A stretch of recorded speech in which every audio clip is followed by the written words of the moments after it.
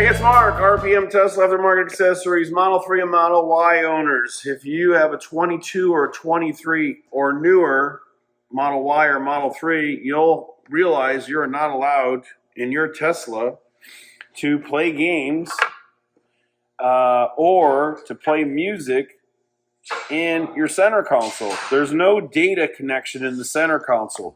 But with this USB-C module upgrade, you're going to be able to put data back in your center console. So you could put a thumb drive or something into a splitter to plug it in. You could plug in doggles for 2 gaming controllers, or you could even plug in your Tesla supplied drive for your Sentry mode. So first of all, we've had this product out for a while. This is a splitter for your glove box. You plug this in, and then you can plug in your dongles, and you can plug in your music. So you could do everything with this one drive, or this one adapter in your glove box. We sell it now. But for some reason, if you want to use maybe an oversized drive, something in the center console area, then this module upgrade, you're going to love it. It's going to work great. You won't have to buy anything else. You can just leave this plugged in your glove box and never go in there again. So now we're going to explain how it works. But again, 2022 Model 3s and Model Ys do not have this connection, which gives them data. They only get power. And this is the module that's currently in your car behind the wall that we're going to show you in a minute. Anyway, we're going to show you how to swap these out, plug the power in here, and how to get data and where to get it from inside your car so you can get data for any of these needs, whether it's music, maps, gaming, or just Sentry mode. You can do it all from inside the glove box, the center console area, instead of the glove box. So let's get started and take a look at what we got. Okay, now let's first of all start off with the year and date and all the changes that happened. So during COVID, a lot of chip shortages happened, and we believe at that time Tesla decided to take out the chips that provide the data storage or the splittage. We don't really know exactly, honestly. This is our splitter that we recommend for down below. This works great. We also have one going across. But inside of here, you have 2 USB-C ports. And inside of the USB ports, you're going to find a module like this. And it's either going to have this opening or not. But if your Model 3 or Y is newer, it's not going to have the data plug. So if you look at our kit here, here's what we give you. We give you the wire that shows you how to connect it to the data. We give you the tools to remove it and everything underneath. And again, all we're going to do is swap out a module. So how does this install? So take a look down here. You're going to take this piece of aluminum and put it right underneath like this and slide it in and under this panel, and then you just push it down and that snaps this loose. So all we're doing is using this as a little pry tool, and it comes right off. So this is the first time we've ever removed this from this brand new Model 3. And then now we're going to disconnect the cable here. So you just want to lift up on this clip and push it down and away. And you'll see this brand new 2022 does not have the data connection. So this is power and this is data. You'll see the data hole is missing in this one. So we're simply going to install this right on here, just like that. It's going to work fine, and then we're going to show you how to get data. Now, this is the one part that people don't understand, and they call us a lot, is that by installing this alone might work if your car is a 2020 or a 2021, because the cable is in here. So take a look down inside. This cable on older 3s has another cable inside, and it's just folded inside. If you have a thin cable and it has this end on it, take it out, plug it in, attach it, and you're all done. So that means that your car was built with the wire harness from Tesla that provided power and data. Okay, Hope that makes sense. Now, this 22 Model 3 is not. So what we're going to do now is get all the tools we need. We supply you with this torque wrench, so you can simply remove all these, crack them all loose, attach the new one right here to this panel. And then we're going to show you where to steal some data from. And we're going to go just like this. We're going to go right out the side, just like this, down through here. And we're going to go across under the glove box. We're going to tuck the wire up. And we're going to plug right into an open data port that we're going to show you where it's at. Okay, hope everyone understands that. Let's get started. Okay, now we're going to run this wire like this, in this direction, up, and plug it inside for the data. So again, use this tool and put it right under the carpet kit on the side panel and hook it and pull. Get your fingers underneath and then pull the snaps out. Now we don't have to pull the whole piece out, and don't worry, look at these plastic pieces. They just snap right back in these giant holes. You'll never know you were even in here. Now, we're gonna run this wire up through this furthest part all the way up inside to plug into the module. If you shine a light source down inside, then the person on the other side will find this light source. You wiggle it around, and they're going to get it from this side. So you're pushing it in, wiggling it, and then once your friend pulls it up, he's going to take enough slack to plug it in and just leave it like that. And now we're going to keep moving along. Okay, now we're going to take this wire, and what we're going to do is tuck it in underneath this carpet liner. And we're going to go all the way up into here and then across to the computer where there's an open port. So we are going to need to use a flathead screwdriver now to take this panel down, which again, a flathead screwdriver or a wedge is all you need. But make sure we have enough slack and not too little bit. So you got plenty there. Put it down inside to reach this. So is that good? Okay, so I'm going to close this back up. Right on this side. I'm going to close it up, connect all the clips, and just tuck this right up in here first. So again, we're going to hide it just like this underneath. And then we have enough slack to reach across. So I'm going to lock this in now. Okay, now we're going to get underneath here and show you how to remove this panel if you've never taken it off before. There's only just some grommets down below. You'll notice that we're going to start with this grommet here on the far left and just get a flathead right underneath it. And just watch how it comes down. So these are very easy to take off. Once that comes down and we get the other 2 or 3 and the whole panel comes right down. The next one is here. This is also the place where we charge all of our colored RGB lights or footwell lights. And again, just get the grommet loose, pull out the base, and don't worry if that piece is still in there. Just pull out the piston. And there's 2 more, so we're almost done. Okay, so look for the slot, and then it's easy to retrieve. You can leave it just like that. You can leave the piston right in as long as it's released. Then there's one more right here that we have to get. Again, just get it loose, and then grab it with your fingers. Pull that piston down. Okay, so we'll pull them all out. Okay, so 1, 2, 3, 4. Now, there's precautions we have to take. This light is connected by a wire harness, and so is this little speaker here. So, I'm going to hold that. I'm going to get it from behind and get the panel to come down. Just like this. And just bring it down this far. It's fine. The other one came out. And now, as we mentioned, we're going to take this wire and run it all the way up there.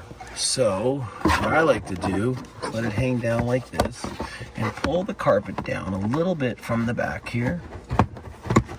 Again, it's all on snaps. And now you can see I opened it up, and I'm going to put the wire inside, just like that.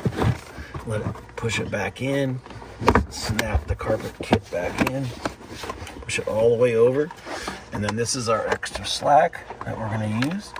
And now let's take a look at the main MCU.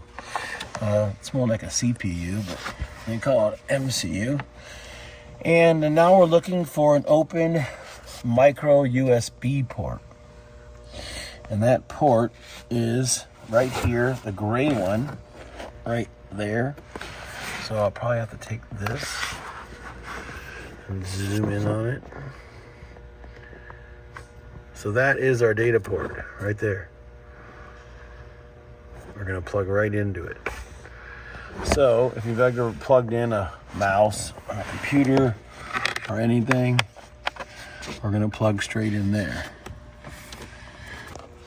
All right, we brought in some more light, and now we are going to bring the wire and connect it.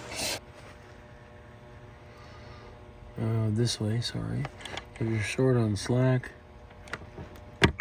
Okay, and it should go in quite far. So that went in a nice half inch from the point of here to here. So you'll know it's pushed in. Okay, now at this point, we don't want you to close anything up in here or move any wires or do anything. Let's just make sure you have data active to the upgrade unit. So we're gonna leave this sitting right here. We're gonna hop in the car, and remember the wire's running all the way down, all the way through the side. And now we're gonna remove this original piece and upgrade it to this one. So again, with the supplied T15 Torx we give you, I'm gonna unscrew it.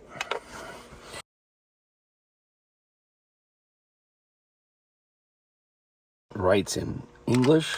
So again, take this module off, and again the USB-Cs are facing downward.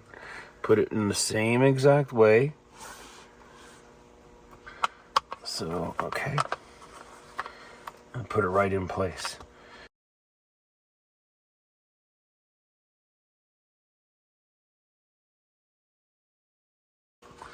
Let's put this inside. But to test the data function, we need a thumb drive with music on it. So what we have is our converter. Now this is our converter box, which is going to allow us to connect the two USB-Cs and also have A's. So 2 A's and 2 B's. This is really good if you're going to play games or anything. So we just want to show you how this fits right now before we put it back in. So now we've got to connect 2 wires, the power and the data. So I'll grab the data first and connect it. Same thing, USB-A wire. And this has to be done usually inside because there isn't a lot of slack. So we're going to put this down in here and try to light it really good. So again, with the panel, it's going to go back on like this and snap in place with these 4 snaps. So this plug can only go on one way, and this is our power plug. So it goes on pretty low down here. Again, a little hard to see this, sorry. But try to keep it understood that this is the bottom and this is the top, and the ports are down below. And we're going to plug in the power wire and the USB-C. So it's really hard not to block everything with my hands. I don't know what else to do. So you'll have to trust yourself to plug it in the same way. So maybe you got an angle over there. So this is our power wire. And this is our new data cord, the one we connected. Okay, you can see what we're doing. And just turn it the correct way. So this way, the heavy side is on the top. So I'm starting it in here. Can't see anything I'm doing at all.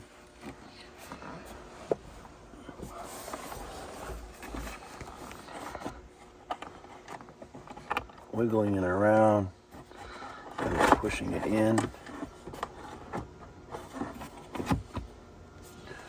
Okay, so now let's see if we can get a little showing of what we got here.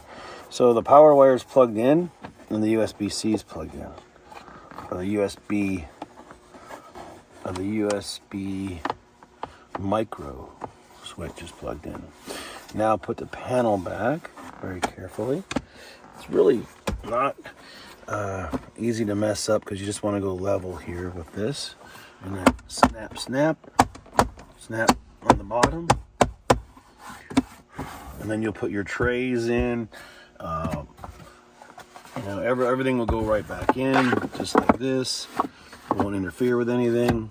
And in this car, like I said, we actually have our splitter. So this is a great splitter. It can go this way or this way, depending on if you want more clearance above or below. We always put it down below, because then our tray still fits. Okay, so now we have data here and data in the glove box. So let's test it and make sure. So we want to step on the brake, let the car light up, and one way to test it is to simply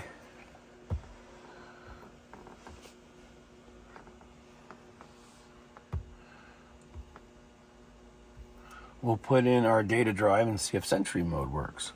So that's a good simple test before we close it up. Glove box. And so this is a data port. And like we mentioned earlier, this is our splitter for the glove box. Now this is a great one because you can do the same thing by having data in here as well. So now we're going to take this and plug it in to our new data port down below. So this is a USB-A. So we're going to plug it in to the A slot. And we're going to go to Sentry mode. Under security, safety, and Sentry mode will light up to format to USB. It will only light up when the data is connected. So watch this. Now watch my hand. When I pull this out, that turns off. So this means your data is connected. So you could leave this hidden in here, remove it from here, use this for something else, lock your glove box, don't lock it, but we know data is working here. We know the game controllers will work, everything will work. So now we're going to reassemble everything. Then we're going to hook up the game controllers, our thumb drive for music, and show everybody how everything works at the same time. All right, so I'm going to put this one back in first. So now that will light up in about 5, 4, 3, 2, 1. There we go. So now our Sentry mode is working. And now let's finish up putting everything back together. So we're going to bring the big light over here. One of the things I always hated was when you bought something and you had to disassemble it. They never showed you how to reassemble it. So we like to shoot everything in real time and do it for the first time as many times as possible. First thing we want to do is grab all your grommets and compare them. You know, you don't want to put the wrong one in the wrong hole. So just put the grommet in like this, put it on the ground, put the grommet in like this.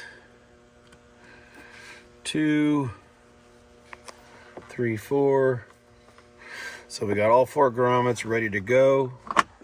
And again, be careful with the wires for the speaker and the wire for your footwell light. And put the panel back up. This side here hooks on. So I'll show you this. This is a hook. And this is a hook. So you want to push it in and put these hooks on and slide it up. So you'll notice I'm going to go way underneath.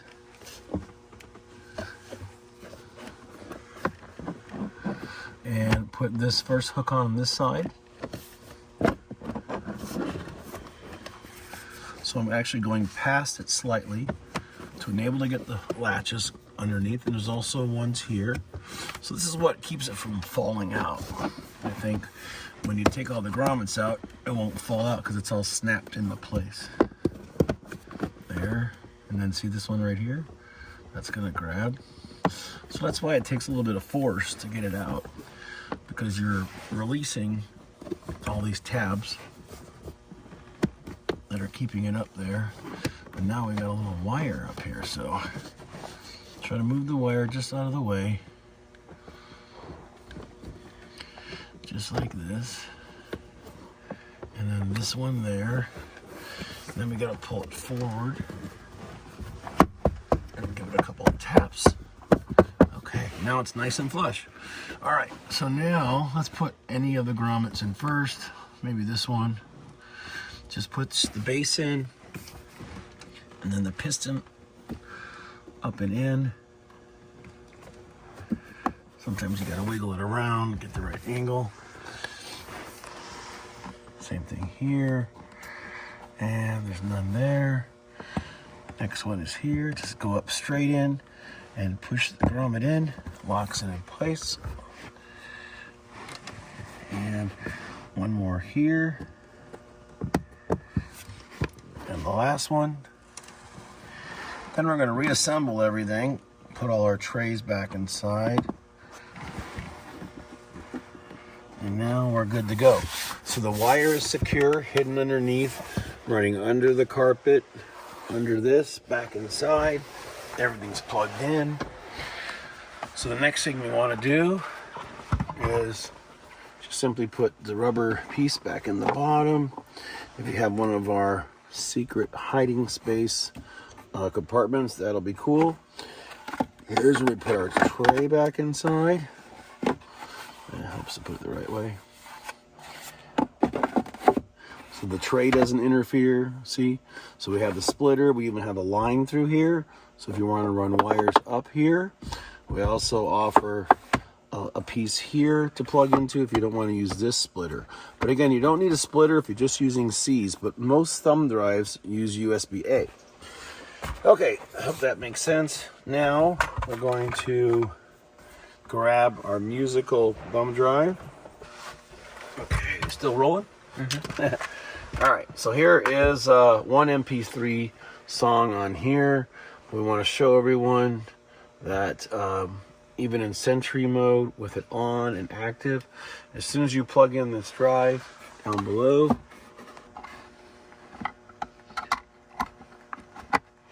okay, so the thumb drive's plugged in. Now watch your system. It'll immediately pick up this CD, or I'm sorry, this icon for an MP3. And now we're playing some music through the MP3 player, and our Sentry mode is on.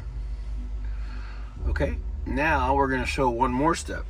We're going to connect our game controllers. So if you haven't seen our awesome game controllers, we got some of the best ones on the market. They're very affordable and they're great for playing games. Now, where are we going to put these? So most game controllers are still USB-A plugs. So we recommend you can put both of them in your glove box if you have our glove box drive. Again, this drive here splits data and power. Remember, this is our thumb drive, this is our Sentry mode, and we have these two. So you could plug these in here, or you could put them down below. So since we installed this, I think we're going to use this one. So we're going to let our music play. Our Sentry mode's going to come right back. And here are the long dongles. So we're going to use one in here. The ideal thing is you don't have to plug everything in and unplug everything every time you go somewhere or you get off the freeway. The last thing you want to do is mess around with the Bluetooth charging wires. So again, I'm going to plug that in. I'm going to put this in the glove box. And we have our other drive in the glove box for the Sentry mode. So one more time, when we plug this in any of our splitters, which splits power and or data, you'll notice it comes right up. It's that simple. So we're playing this song, closing it, and now we're going to go into our game mode. So we got our fobs here, and we have power to them both. They're solid green. They're actually blinking, which means they're seeking to be connected. So these are nice. Then we're going to turn both of our controllers on, and we're going to open up a game. So again, we want to show everyone all the options and everything that we have figured out that's going to work. So with the game controller, we want to go to Cuphead. Requires game controller. So we got to power them up. So turn on both switches. You'll see one will be assigned to player 1, one will be assigned to player 2. Actually, they both light up on 1 and 2 on the units we sell. And now these are solid. Okay, now if you get this message here about putting one of them in the glove box, we're going to do that next.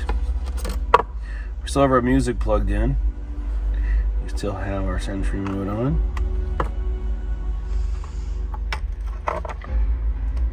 So a lot of people are buying both of our splitters.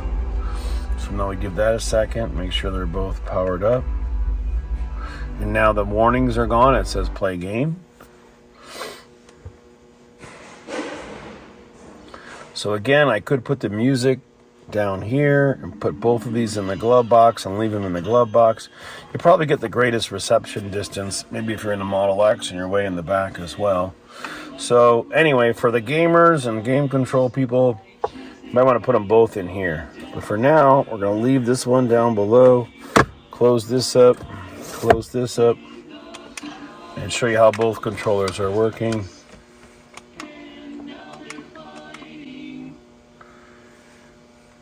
And we'll show you how 2-player mode works. And start.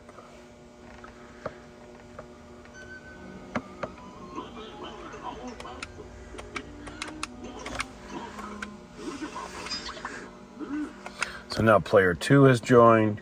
So we have player 1, player 2, and now I believe this starts the demo.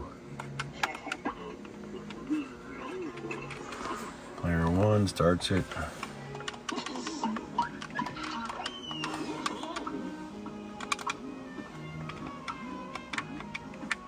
So A is working and B is working.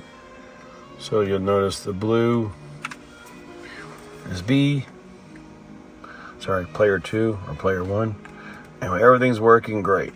So anyway, that's it. We just wanted to show everyone this is our great new console upgrade for the center console. Now you can play games in your car. You got data in here. If you want to drop it a big drive with thousands of songs, just stick it right in down below one of our trays and leave it inside.